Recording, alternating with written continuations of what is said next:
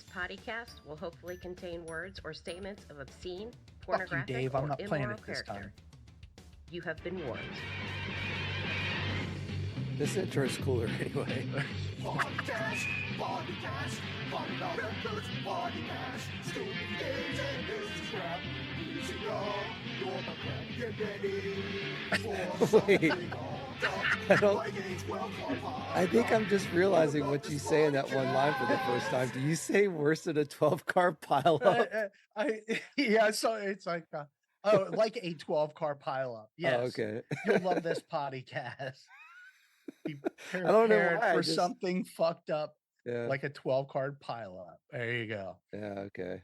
That's pretty great. Yeah, I never knew what you said there. I think in my mind, I can't get over the fact of just how funny and cool it is to me that you used the Spider-Man theme in this way. So I'm always thinking about the cartoon when I'm listening to that. I never have really listened to the words. Well, most people don't.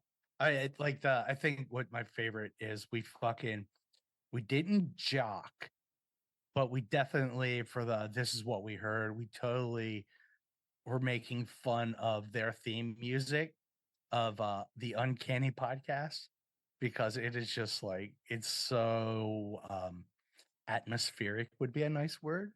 And it was like, oh my God, we gotta make fun of it.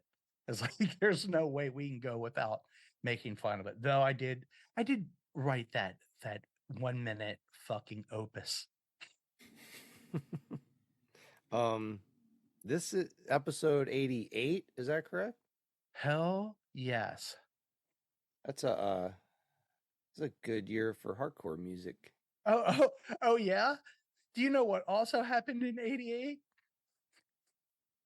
Fugazi did their show in the gym and he was hanging from the basketball thingy. I think that was 88. And that's when the dude called me a kook. because it was on the Worldwide Hardcore Facebook page. And I simply asked, are they hardcore? And some dude called me a kook. And I was like, that's a really good answer. Like, how the fuck do you get offended asking somebody if fucking Fugazi's hardcore? I like people are easily offended, and I don't see them as hardcore. I so just wanted to fucking post the whole bond thread text chain into that fucking board because it was like everything said was kind of on point. And it was like post-hardcore, the whole post-hardcore doesn't equal hardcore is perfect. But it was I almost just to fucking what do you want to say, poke the bear even more, I was gonna post they sucked in 88 and they still suck now and they're not hardcore. It was yes, I don't like Fugazi. I mean, I accept the waiting room. I think only because it's been pounded in my head in any little video game or whatever. And it was just stoked to hear something that wasn't I got you. Radio rock on a fucking video game. I'm like, oh, that's cool. So, that song gets a pass, but I'm just, dude, they're not. That board sucks. Yes, and if you're listening, guys, yes, I'm complaining, but yes, I'll still follow you and respond to stuff. But it is so they'll post stuff and you're like, dude, it's a fucking hardcore page. And it's not them making fun of somebody posted Slayer. Then they start making fun of the Slayer stuff. And I'm like, dude, you guys post fucking Fugazi stuff. I was like, they're way fucking harder and more hardcore than fucking Fugazi. It's like, but Fugazi gets a pass because Ian McKay's in the band. I think just because you have a fucking person who was a groundbreaker or whatever, however you want to say it, that doesn't give you a pass. That was the whole, I posted up and nobody responded is so in this fucking page, they posted bold, I guess from 90 or something like that, or 89 tour. And it's real hardcore, not this fucking turnstile. And there's another one that everybody hates. They that pair with Turnstile apparently very well, and everybody hates on them. But I can't remember because I don't give a fuck. Well, I guess I do, or I wouldn't be talking about it now. And I was like, wait a minute. I was like, I fucking threw the flag in. I was like, did anybody listen to the fucking second Bold record? I was like, because you can't fucking dog Turnstile and those guys for fucking not doing quote unquote hardcore if Yeah. you're gonna let that fucking Bold 7-inch go. Yeah. Like, I'm like, they're so my question is, and I've thought about this to myself, is like, if you bought that record and it wasn't Bold, would it have been as good as it was? And I would say no. Like it was like one of those that you not made yourself, but they got a pass because it was Bold. So Running Like Thieves, not a great fucking song. You're the Friend I Don't Need, that was a good song. But like there were 2 other songs on there that I can't even remember the fucking third one. And it's just like, how do they get a fucking pass? Yeah. I don't know. I think people are so negligent of the fact that like every fucking hardcore band at one point wanted to be metal, and you could, and punk rock bands, you can fucking look, and if you fucking pay attention to like the record releases, and we talked about this before, like when it hits about 85, 86, all of a sudden Cockney Rejects are fucking metal as fuck, even though they're still playing the same fucking songs. It's just all of a sudden we've got real amps, and we found this dude down the street that likes what we're playing and actually knows how to play his guitar, and he's fucking doing crazy leads and shit now. Yeah. Like, or you can look at like SSD did it, like everybody, even the Meatmen, like Yeah. everybody came into this fucking role of like, we're gonna be like, we all wanted to be in a metal band, and now's our chance to take our punk rock band and add a metal flair to it. And fuck you guys disagree, because it is there. I'm just fucking pointing out what is happening in a timeline. It's not that I'm making this shit up, and not that I'm hating on one band or another. That's what I got to listen to the Unsung Heroes, or I said it backwards. Heroes Unsung, because we're gonna be playing shows with them coming up. And Adam gave me like an advanced copy of the CD to listen to. Oh, and cool. and I was like, I don't know if you're going to take this as a fucking compliment or not, but from me, this is a compliment. I was like, this reminds me a lot of when the Cockney Rejects learned how to play their fucking instruments, and it got like fucking not metal, but it got refined. There was a nice edge to it, but it was the same cool songs. I was like, that's my favorite era. So if it's a compliment or not, I'm not certain. Yeah. But for me coming to you, you should take it as a compliment. And he did. He was stoked with the response. Like I was like, it's just like, that's my favorite era. I like the Cockney Rejects when they were just straight oi, but when they added that kind of flair and upgraded maybe a couple of musicians, it definitely got much, much better. All right, now I'm gonna get off my soapbox. You're definitely on a soapbox. Well, I want to add on to your soapbox a little bit. This is something I never thought about before, and you just mentioned this, kind of going back to Fugazi a little bit. I wonder, like, hypothetically, would they have been as big as what they got if it weren't for him being in the band? Would they have like fallen off into obscurity like really quickly without him in the band? Do you want my honest answer? Yeah, I'm gonna yeah. say, of course. I mean, because I think so. Like that part, and I think when I lost love of DC is when the music all started going off into that weird, like, I guess it's post-hardcore. I don't know. Yeah. That term is so lost on me because I don't completely understand it. But like the Nations of Ulysses came out, and like all that stuff. Even when Swizz became Sweet Belly Freakdown, like they all went, and it's this whole like, once again, people progressing, getting better, and actually, wanting to produce, I guess, I don't want to say more what's the word? More acceptable music, but it all seemed toned down, you know? Like it used to be when you listen. Actually, that's I'm gonna pull back because I was gonna use like listening to the East Coast versus West Coast punk from like the early 80s. There was definitely so much noise that came off the East Coast versus the West Coast. And we've talked about that before. But yeah, I guess it's still kind of embedded in there. I don't know. I'm rambling now, but my quick answer is fucking no. I don't think they would have. Though I think that was the vibe in the music, but I think that's because they laid the groundwork for everybody else to go, hey, we can kind of suck now. Or be more, the word I was looking for is commercial. Not saying commercial, but alternate commercial.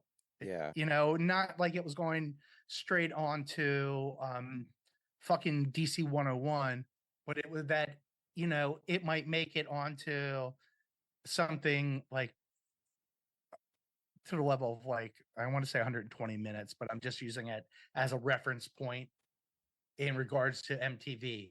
Like there would be a small place for them to go. Whereas a punk rock hardcore band, there was none until the Headbangers Ball accepted more the hardcore. Like when the hardcore bands started showing up at the end of hour 2. Yeah. You get to see fucking Murphy's Law as the last video going out. Yeah. And you Yeah. waited all fucking night to watch a stupid video. Yeah, And I it's definitely like, remember that. I definitely remember seeing like Cro-Mag's video, Sick of It All video, Murphy's Law video on Headbangers Ball. mm-hmm. But yeah, I think I personally I've never seen the fascination with Fugazi. I like a couple songs, and I've tried to give a few records here and there, like kind of a listen through, but I don't know. They just don't catch me. I've just never really got the hype on that band. And I will give them credit though. I will a little bit I don't know if this is like disagreeing with what you said, but I think maybe that in the instance of Fugazi, I think that I'll give those guys credit for like based on the bands they were all individually or like separately doing that like led into Fugazi. I think that that band is a very legitimate representation of their musical progression as individuals, like forming into that band. I do give them credit for doing something pretty original, and I think it just was musically where they were at, and so I think it's authentic in that respect. So But are you saying they ruined the DC music scene? well, I think you're right. I think a lot of bands tried to copy what they were doing. So yeah, I think that band did kind of start like a sound that people tried to emulate. But I just don't like it. And it's funny because I've never even thought about this till we're talking about this right now, but sort of like how we've had our Ramones and Sex Pistols camp conversation, like which camp are you in? And how I've mentioned before that I have always enjoyed sort of the second generation Ramones wannabe bands more than the actual Ramones. I kind of feel like that about Fugazi. I feel like Nice. there's bands that I like that are obviously inspired by them, but I like those bands better than Fugazi. So there's that. Here, let me pitch you this question. What was the last Discord record you bought? You know what? I was never a big Discord record label jocker to begin with. You know, maybe this is poserish of me to even admit this, but can pretty confidently say that other than Minor Threat and some Fugazi stuff, there's maybe one or two other things from that label I've ever even heard. So that's blasphemous to some I people, don't think it even like is. close friends of ours. But Yeah. I don't know. Like I think what it is like when like Minor Threat was like that was the pinnacle of like what I thought was coming out of there. And then when I started hearing the stuff you're talking about, I was, and you know, maybe the me of now, if it was listening to that shit for the first time, I would be like way more into it because my tastes have changed a lot. But Yeah, back well, then, I was like, absolutely. what the fuck is this pussy shit? Well, so I almost think we need to go back into maybe the 13th song Fugazi as one of our taster choice. Yeah, maybe because I don't think I've ever even heard that record the whole way through. To be fair, I think Matt probably played it to the point where, or played it, and I was like, yeah, this sucks. So I'm going to tell you, I think my last Discord record was probably Wig Out of Denko's. And this falls back into my whole conversation where that record was a total letdown. And that Sean Brown leaving fucking Dag Nasty before the first record came out on Discord was the fucking downfall of Dag Nasty to me. Like, yeah, I don't even, I may be wrong. There may be way more Discord stuff that I know about that I just don't know it's on the label that I like.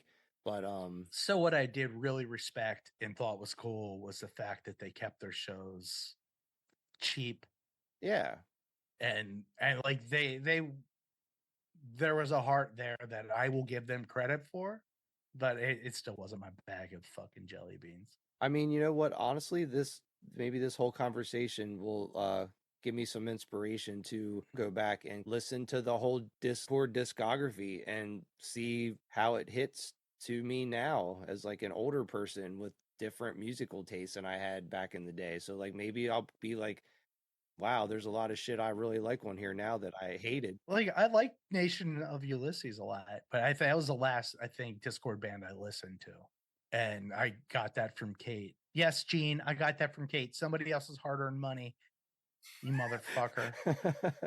I like that I got called out, and what I was actually saying was I bought the record from him after he was done listening to fucking punk.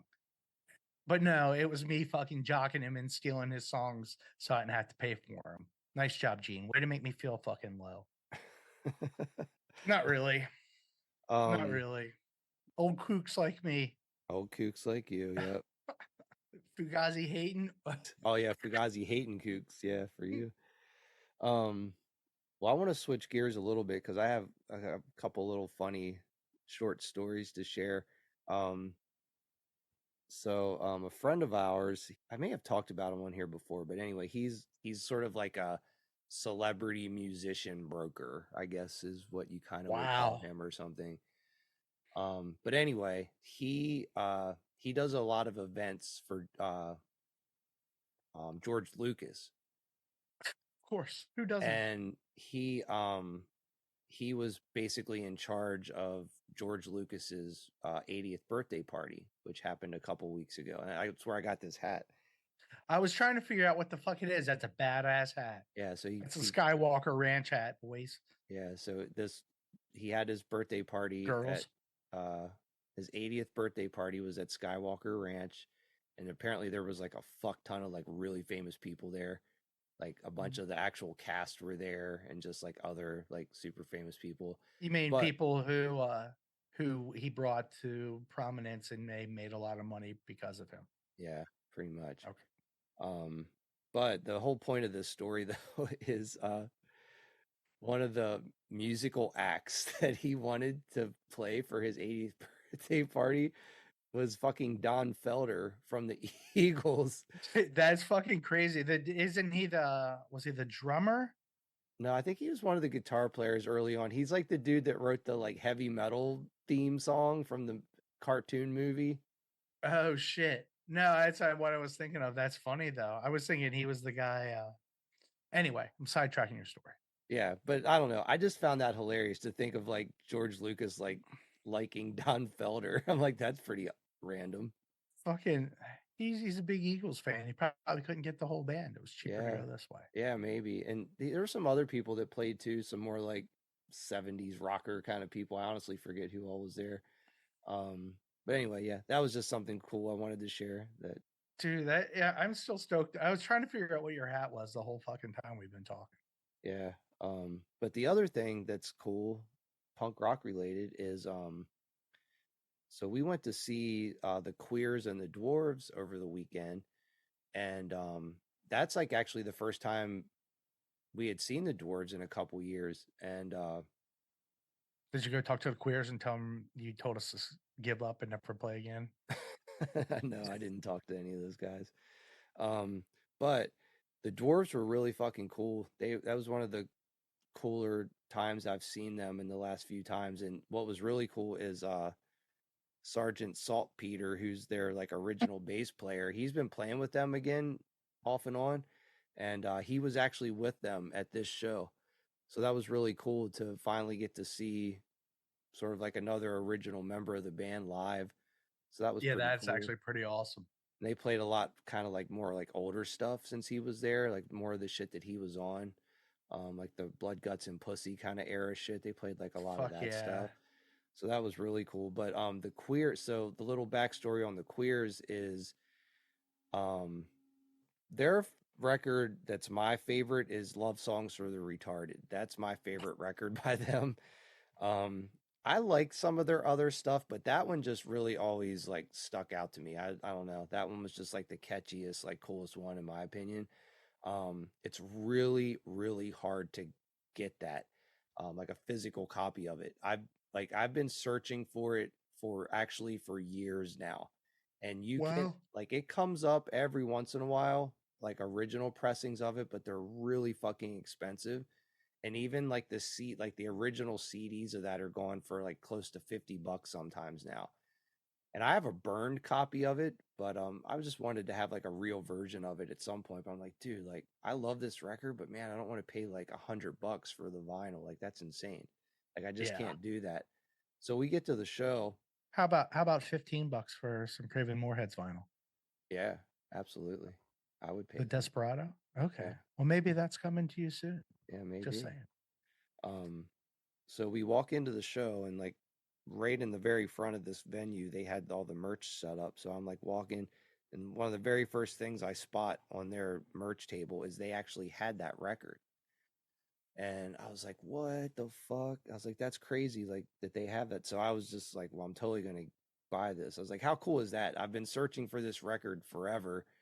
And then I go to see them, and that's where I actually am able to buy it. Like I was like, that's pretty cool. fucking cool. Like I like it when that happens. Like I actually support the actual band, not just some rando off of eBay or something. So I'm see the record. I'm like, cool. We'll like watch the show and we'll grab it on the way out. So not only did they have that record for sale, they I played. thought you were gonna say they fucking sold out of it and they weren't there anymore when you went to leave.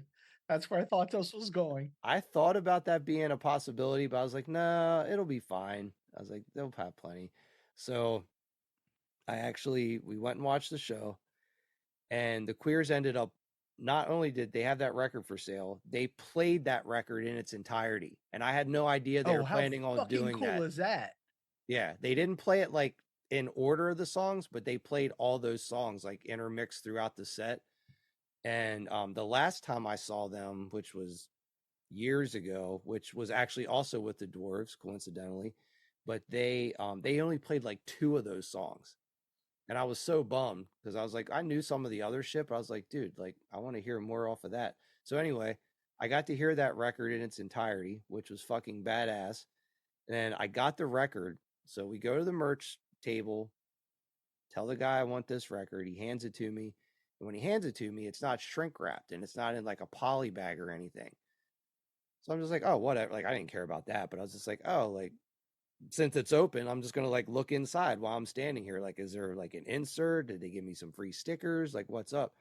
And I wanted to see like if it was on colored vinyl or if it was just black. So I pulled the fucking record out and I'm looking at it and I was like, oh, that's weird. These labels like kind of look like they maybe don't look right.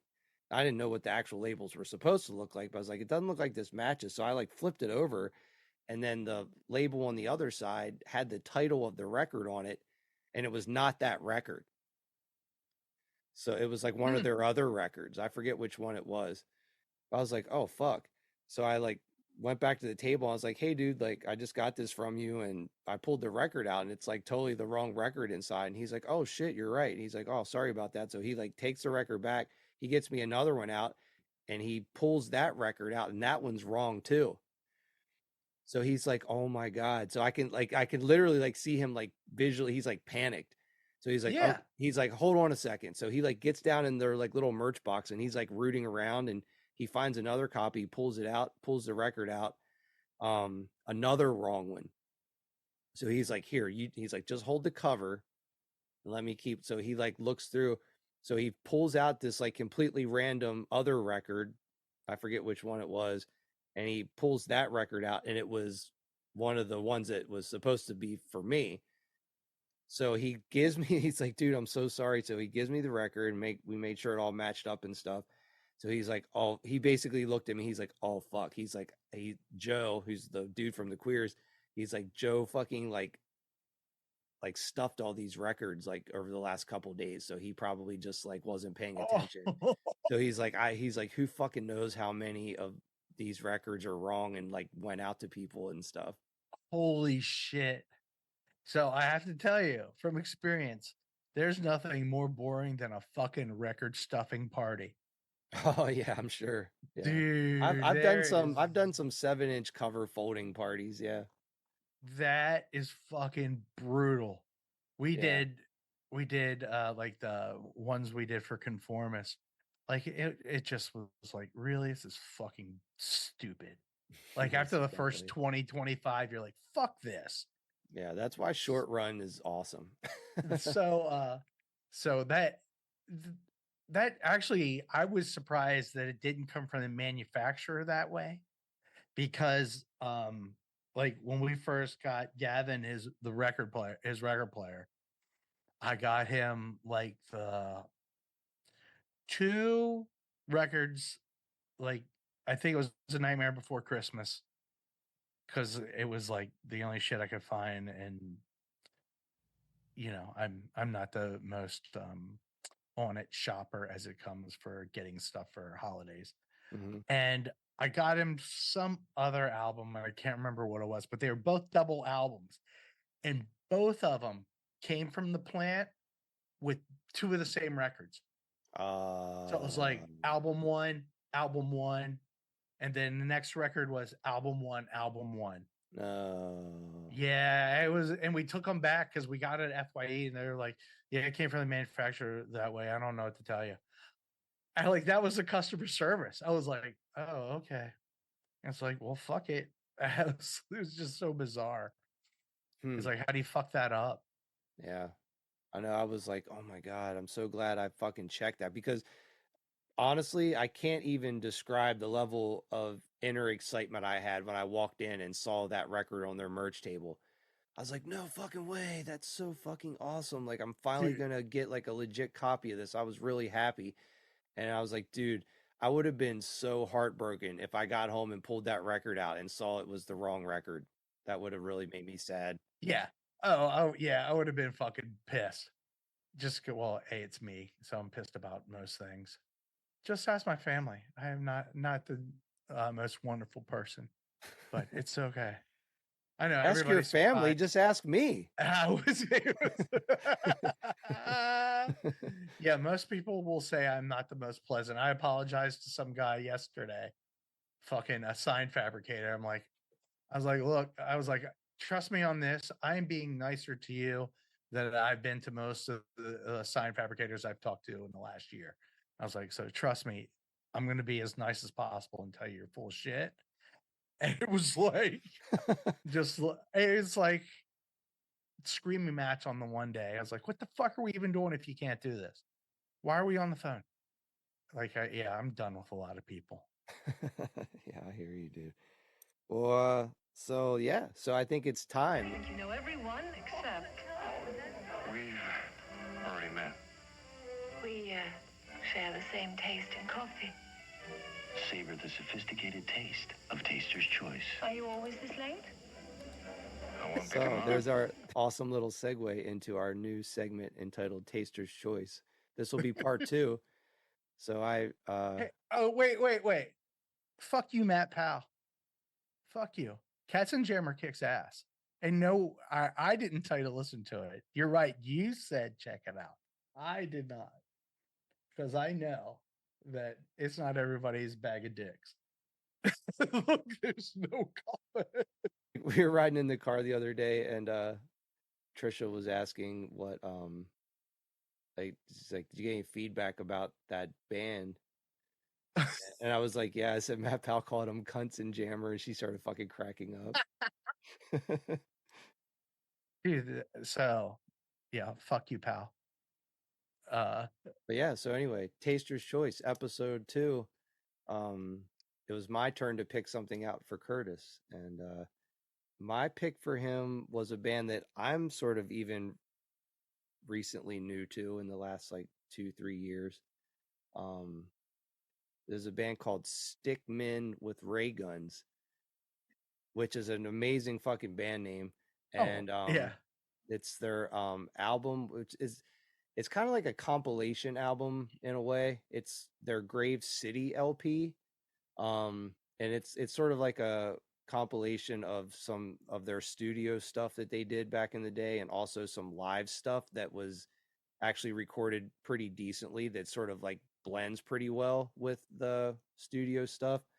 But I yeah, will say that yes, that is a very true statement, that there's not a big jump between the live and the studio stuff. no, there's not. It's like they did a really good job of like how they picked the songs out and like how everything flows. But just like a quick backstory before we get into his, I guess, feedback on it is, the Butthole Surfers actually, in interviews and stuff I've read with some of the members over the years, they a lot of times will mention those guys because they're another Texas band. And some of the real early Butthole Surfers shows, they played some shows with those guys. And apparently they were pretty influential in inspiring the Butthole Surfers into their sort of path of their stage persona with, you know, like fireworks and like the crazy video screens and just costumes and all that stuff. They were like really heavily inspired by them. So I was like, well, if one of my favorite bands is talking up this band I've never heard of this much, like I have to check it out. And they were another band. It was like really hard to find their stuff because I don't think they ever really released anything official back in the day. I think they had like a song. There was some type of like anti-Reagan record back in the 80s that they had a song or two on. It was like a compilation. And I think they maybe had some like demo cassettes or something. But other than that, they never had like an official release as far as I know. So I tried to find shit of theirs online for a while and could not find anything. And I happened to be at this record swap meet one day. And I was just like sifting through some punk boxes that this guy had. And they had this record. And I didn't know that they apparently have such a cult following, that one of the original members, because I think the singer died years ago, but the guitar player is still the dude who kind of runs the band, I guess. They put together like all the material they had and released like 4 or 5 vinyl records of like all their material. And so I was like, oh man, that's sick. So this guy, and anyway, he had this Grave City LP there. So I was snagged that. And I remember, like, honestly, I brought that thing home that day and was so excited to listen to it. And I had no idea what to expect. Like I didn't know at all what they sounded like yet. And like I said, this was probably 2 or 3 years ago when I got this record. And I can 100% say this record is the record that I've listened to more consistently over the last 3 years than anything else that I own. I just cannot get enough of this record. I think it's just so fucking cool. I don't know what it is about it. People listening who might want to go give it a try are like, you're fucking crazy. But this, Are you sure that yeah, it's this record? You yeah. sure it's not another record that might have fallen in, kind of like your queer story? No, not at all. And I ended up buying all their stuff that they released in the last couple years that were like these put together compilations of all their stuff. And they're cool and they have some cool songs on them, and I'm glad I have them because I love this band. But this Grave City LP, I think it's fucking magical. So that's kind of the backstory on it. So Curtis listened to it for the first time. So I guess we'll hear him not agree with that apparently. No, so what I'm trying to do is, so when I got it, I didn't do any research on the band or anything. I figured you'd be ready for that shit. So it says 2015, but I totally wasn't sold that it was that new.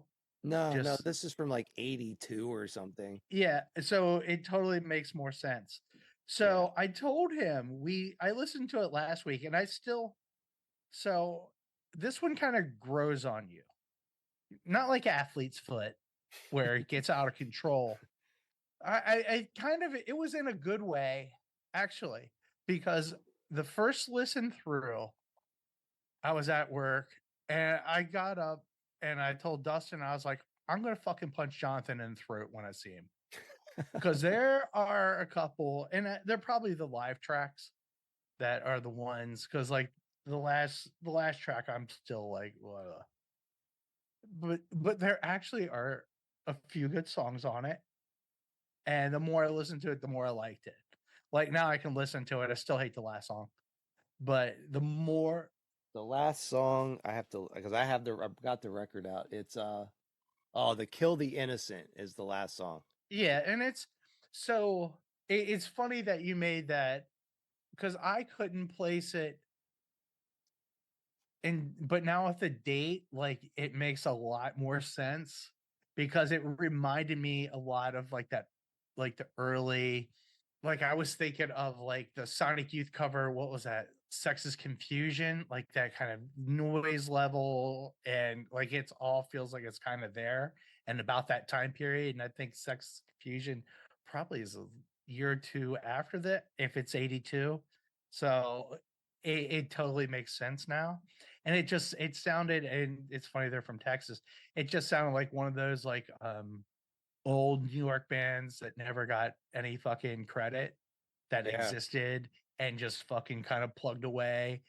And so it's totally makes more sense now knowing that they're that fucking old. Yeah, I think the 2015 is like the re-release year when they put that vinyl out. So, like I said, when I first started kind of learning about them was like 2 or 3 years ago. So, I was on the hunt for the records for only like a little while before that record. I found it at that swap meet.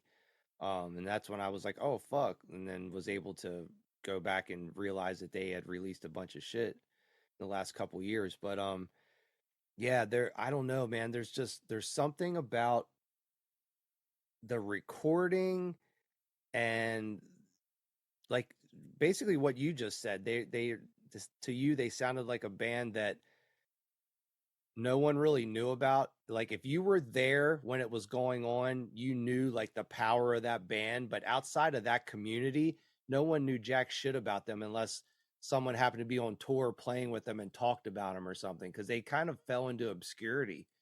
So it's really just these sort of bigger name people that are kind of keeping their name alive, because I never would have known about them if it wouldn't have been for like the Butthole Surfers mentioning them. So I feel like they are just one of the most authentic sounding bands.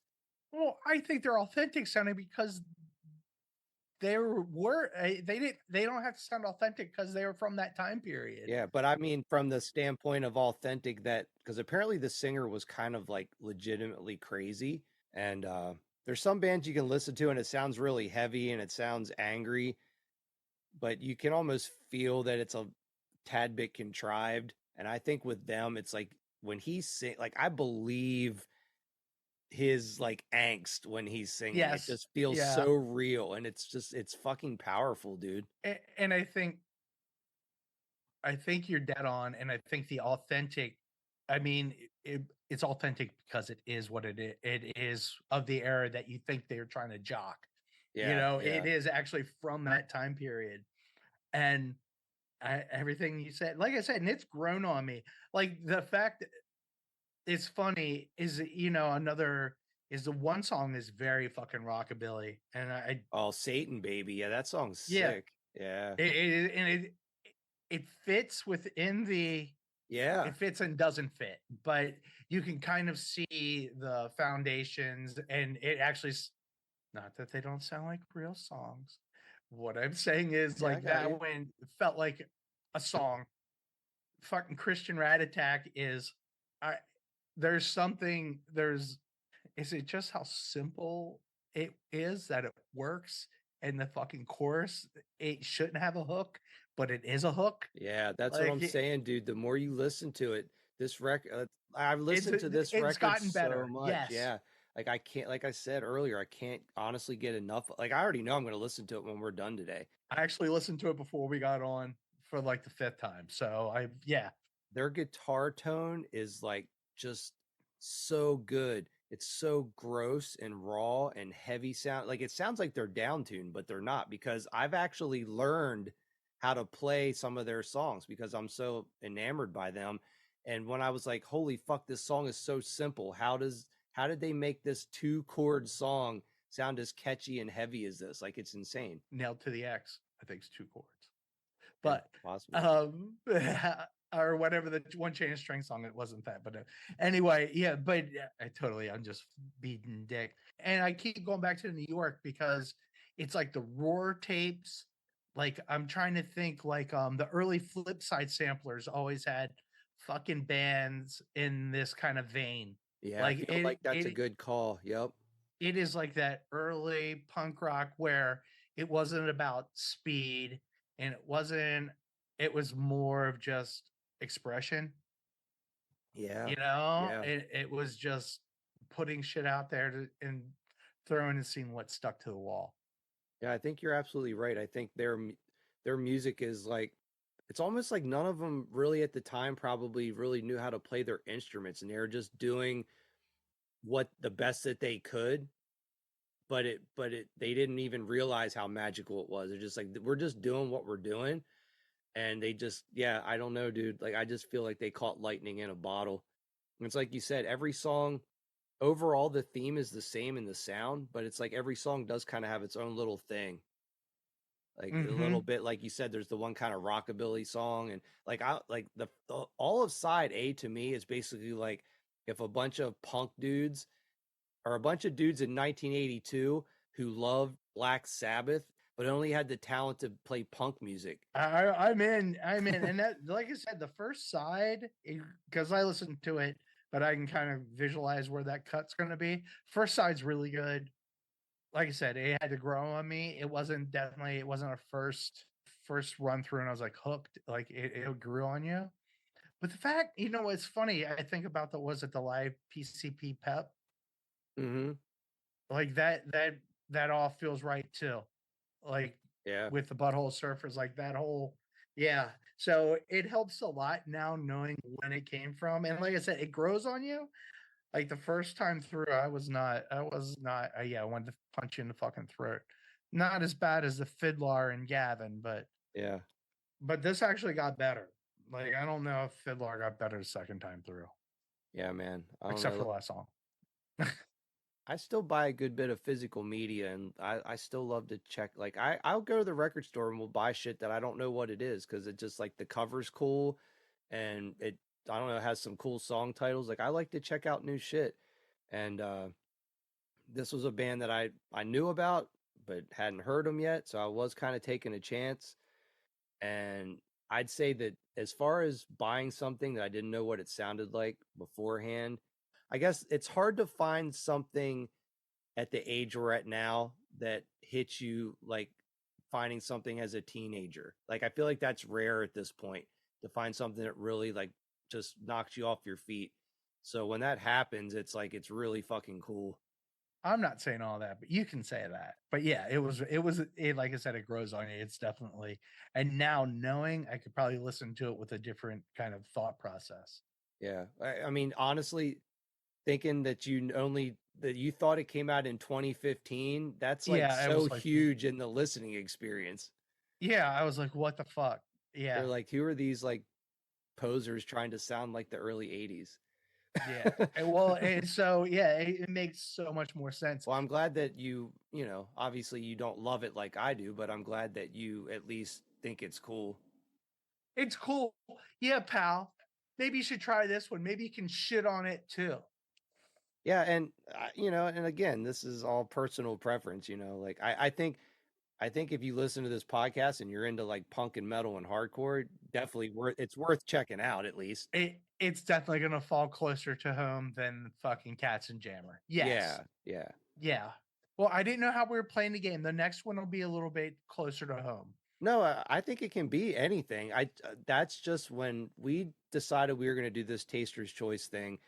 I 100% knew right off the bat that was going to be the first thing I gave to you. Oh, that's crazy. That's awesome. Yeah. Yeah, I struggled with it. I have a couple, like I'm back and forth on your actually, I'm not back. I know exactly what your next one is, but I'm not going to tell you because you guys aren't allowed to prep. Yeah. So fuck off. Yeah, I have a couple ideas of what your next listen will be, but I'm not 100% sold on them yet. Nice. Yeah. Well, cool. Well, yeah. I'm glad you enjoyed it, and I don't know. Hopefully, maybe anyone listening can check it out, and maybe someone else will get into it too. Christian Rat Attack. Yes, That's that fucking song does get stuck in my goddamn head because of it's so simple.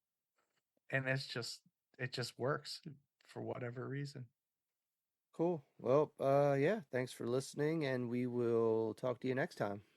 All right, sounds awesome. Adios, motherfuckers. Later. This podcast was brought to you by Potty Mouth Records. Contact us at pottymouthrecords@gmail.com and find us on the web at pottymouthrecords.rocks. That's .rocks. That was way better than I expected.